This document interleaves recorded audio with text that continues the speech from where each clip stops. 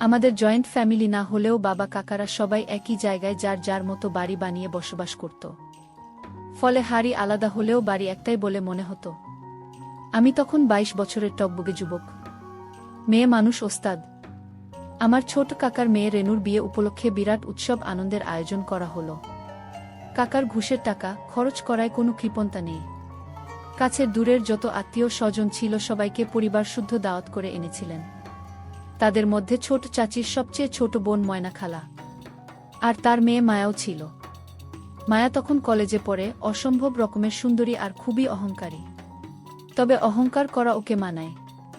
অহংকার করার মতো ঐশ্বর্য যে তার ছিল, সেটা যে তাকে একবার দেখেছে সেই স্বীকার করে নিয়েছে।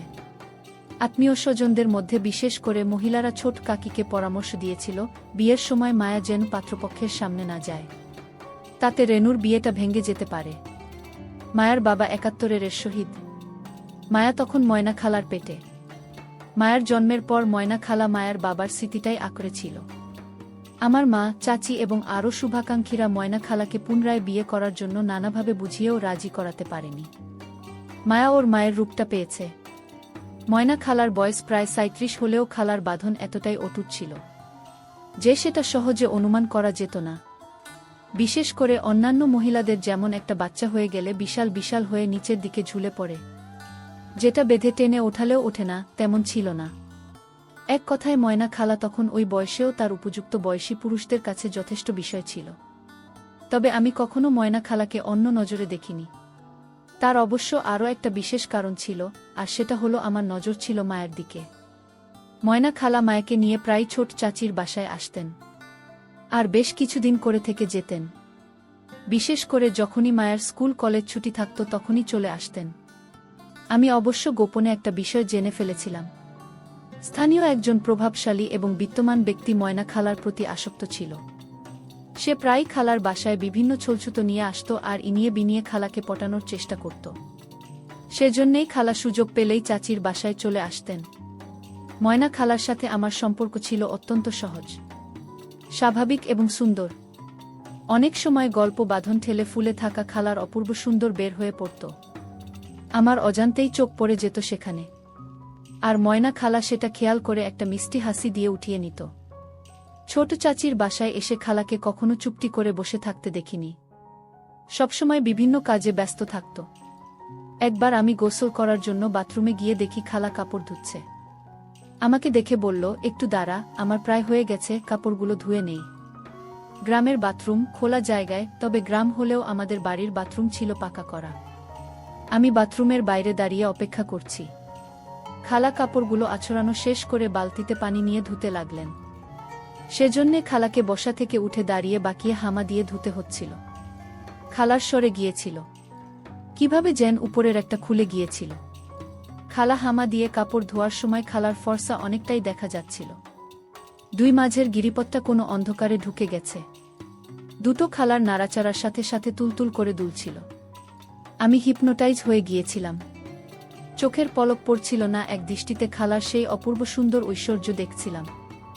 এমন সময় খালা আমাকে হয়তো কিছু বলার জন্য আমার দিকে তাকিয়ে আমার চোখের দৃষ্টি অনুযায়ী নিজের দিকে তাকালো। খোলা আর আমি অপলক তাকিয়ে খালার দেখছি। সেটা খালা টের পেলেন।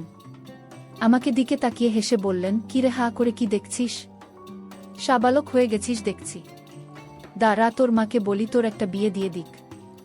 আমি লজ্জায় লাল হয়ে বললাম, খালা এসব কি বলছেন? খালা রহস্যময় হাসি দিয়ে বললেন, তুই দেখলে দোষ হয় না, আর আমি বললেই দোষ।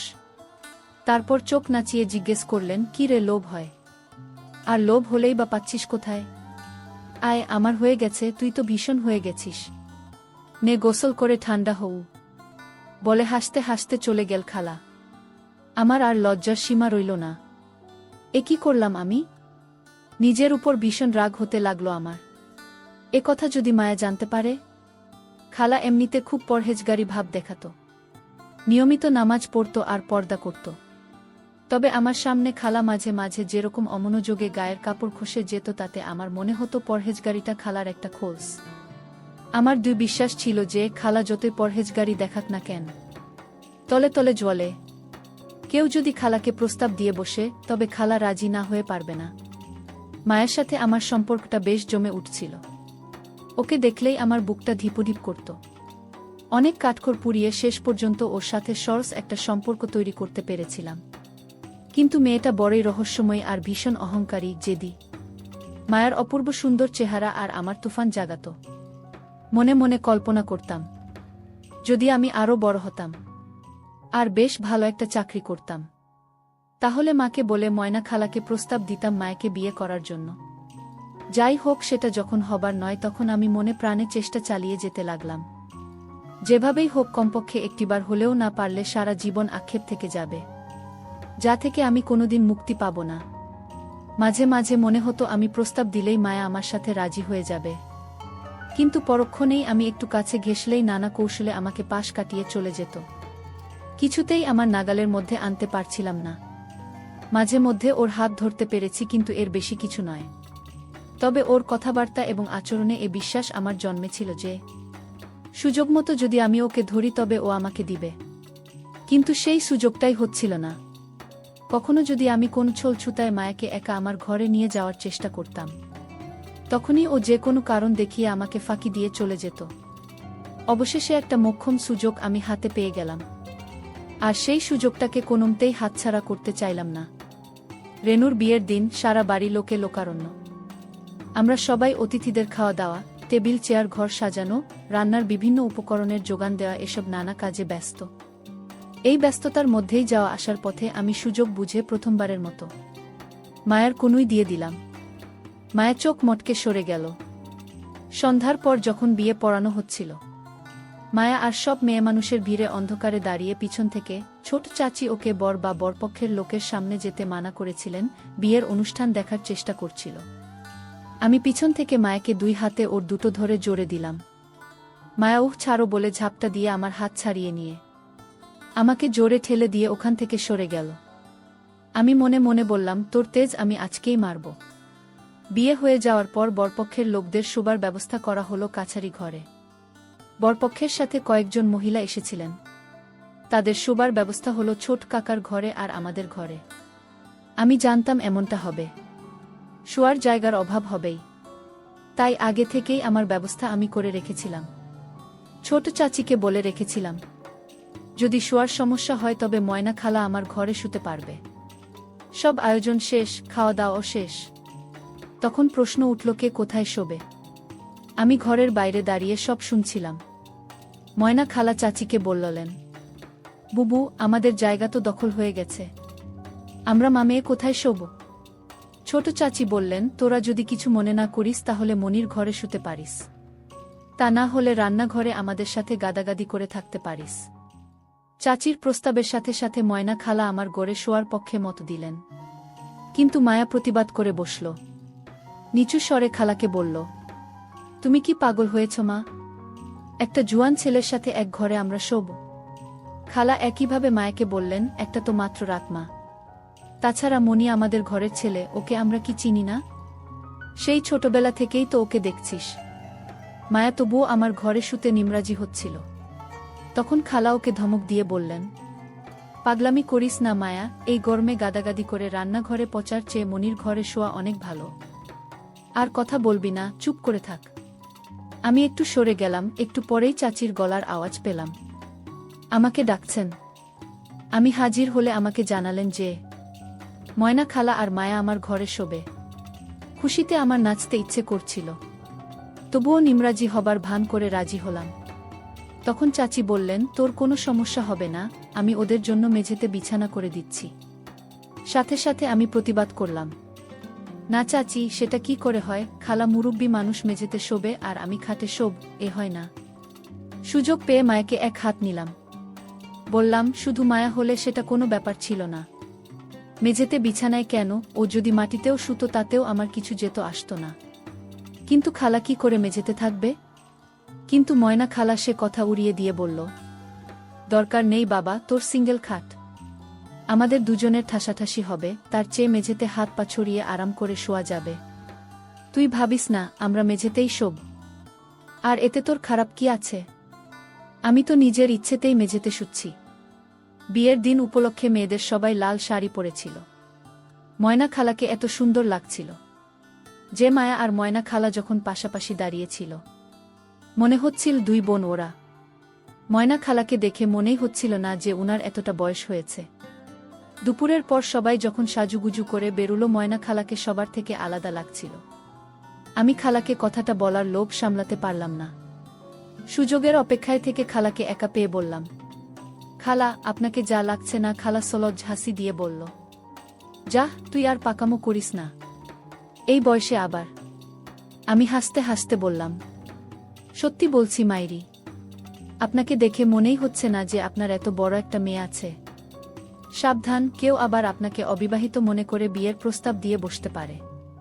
রূপের আগুন তো আছেই, আল্লাহ জানে আজকার মনে আগুন ধরাতে যাচ্ছেন উ।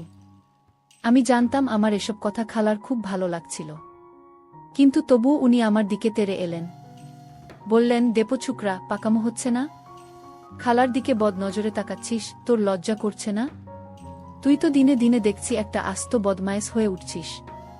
এবারে সত্যি সত্যি আমি তোর মাকে বলবো যাতে উনি তাড়াতাড়ি তোকে বিয়ে দিয়ে একটা বউ এনে দেন, না হলে কার যে সর্বনাশ করবি কে জানে।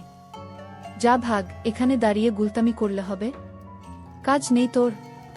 খালা যেন আমার সামনে থেকে তখনকার মতো পালিয়ে বাঁচলেন। চাচি আমার ঘরের মেঝেতে দেয়াল ঘেঁষে তোষক পেতে বেশ বড় করে একটা বিছানা করে দিলেন। আমরা যখন শুতে গেলাম তখন প্রায় মাঝরাত। খালা দেয়াল ঘেঁষে আর মায়া বাইরের দিকে শুলো দেখে খুশিতে আমার রীতিমতো বাজাতে ইচ্ছে করছিল। এটাই তো চাইছিলাম। মনে মনে ভাবলাম, এত রাত করে শোয়া হলো, একটু পরেই দুজন গভীর ঘুমে তলিয়ে যাবে, আর তখনই অন্ধকারে চুপি চুপি আমি উঠে গিয়ে মায়ের পাশে শুব। শোয়ার পর বাতি নিভিয়ে দেয়া হলো। ঘরটা ঘুটঘুটে অন্ধকার হয়ে গেল, এমন অন্ধকার যে নিজের হাতটাও দেখা যাচ্ছিল না। কেবল তিনটে প্রাণীর শ্বাস ফেলার আওয়াজ শোনা যাচ্ছিল। বাইরে তখনও কোলাহল, ডেকোরেশনের লোকজন প্লেট, গ্লাস, টেবিল, চেয়ার, ডেকচি এসব গোছাচ্ছে। অনেকক্ষণ ঘুম এলো না। কিভাবে কি করব সেটাই ভাবছিলাম। মায়াকে যে সুযোগ হাতে এসেছে, এটা কোনোভাবেই হাতছাড়া করা যাবে না। পরে আর এমন সুযোগ নাও পাওয়া যেতে পারে, কিন্তু মায়াকে ধরার মতো পর্যাপ্ত সাহস পাচ্ছিলাম না। হাত পা গুলো কেমন যেন অসাড় হয়ে আসছিল। মনের মধ্যে থেকে আকর্ষণ হচ্ছিল, কিন্তু শক্তি পাচ্ছিলাম না। অন্য সময় যেমন মায়ের কথা ভাবলেই, কিন্তু তখন সেখানেও কোনো সাড়া পাচ্ছিলাম না। বড্ড অসহায় লাগছিল নিজেকে। এসব ৭-৫ ভাবতে ভাবতে কখন যে ঘুমিয়ে গেছি টের পাইনি। একটা বাজে স্বপ্ন দেখে ঘুম ভাঙল। জেগে দেখি গরমে আমার শরীর ঘেমে গেছে। খোলা জানালা দিয়ে ফুরফুরে বাতাস আসছে, তবুও ঘেমে গেছি। আসলে ওটা ছিল দুঃস্বপ্নের ফল। প্রথমে মাথাটা কিচ্ছু মনে পড়ছিল না, পরে ক্যামেরার ফ্ল্যাশের মতো হঠাৎ করে মনে পড়ল সবকিছু। বুকের মধ্যে ধিপুধিপ করতে লাগল। হায় হায়, করলাম কি? নাদানের মতো ঘুমিয়ে কাটালাম রাতটা। না জানি রাত কত হয়েছে, ভোর হয়ে গেল নাকি। এ কি করলাম? উফ! নিজের মাথার চুল টেনে ছিঁড়তে ইচ্ছে করতে লাগল। মায়া কথা মনে হতেই হয়ে উঠল। বুকেও অনেক সাহস ফিরে এলো। মনে মনে সংকল্প করলাম, যা হয় হবে, একবার ট্রাই করতেই হবে। তাছাড়া আমার দুই বিশ্বাস ছিল, মুখে মায়া যাই বলুক না কেন, একবার ধরে বসলে না করবে না। আমি বিছানা থেকে আস্তে আস্তে উঠলাম যাতে কোনো শব্দ না হয়। যদিও শব্দ হওয়ার কোনো কারণ ছিল না, কারণ আমার খাটটা ছিল যথেষ্ট মজবুত, পুরনো আমলের শালকাঠের তৈরি। ৩-৪ জন উঠে নাচানাচি করলেও কোনো শব্দ হতো না। আমি মেঝেতে নামলাম। শোয়ার সময় দেখেছিলাম খালা শুয়েছে দেয়াল ঘেঁষে ওই পাশে, আর মায়া শুয়েছে এপাশে। আমি গুটি গুটি পায়ে এগিয়ে গেলাম। ঘরের মধ্যে ঘুটঘুটে অন্ধকার, কেবল আবছাভাবে ওদের বিছানাটা দেখা যাচ্ছে। বিছানার কাছে গিয়ে দাঁড়ালাম। দুটো ফোঁস ফোঁস করে ঘুমাচ্ছে। দুজনের মাঝে প্রায় ৩ ফুট দূরত্ব। বড় বিছানা, গরমের কারণে ফাঁক রেখে শুয়েছে। অন্ধকারে লাল শাড়ি কালচে লাগছে। হাতার বাইরে থাকা হাতের অংশ ফর্সা হওয়ায় অন্ধকারেও চকচক করছে। আমি আরেকটু কাছে গেলাম। আমার হিসেব মতো এপাশে মায়া শুয়ে ঘুমাচ্ছে, ফলে কাছেও চকচকে ফর্সা ত্বক দেখা যাচ্ছে। আমি আস্তে আস্তে মায়ের কাছে বসে পড়লাম। আলতো করে ডান হাতটা রাখলাম ওর ফর্সা হাতের উপরে। অন্ধকার একটু ফিকে হয়ে এসেছিল। চেহারা না বোঝা গেলেও বেশ দেখা যাচ্ছিল যে দুজনেই দেয়ালের দিকে মুখ রেখে কাত হয়ে শুয়ে ঘুমাচ্ছে। আমার বুকের মধ্যে ড্রামের আওয়াজ হচ্ছিল। তবুও সাহসে ভর করে হাতটা আরেকটু এগিয়ে দিলাম।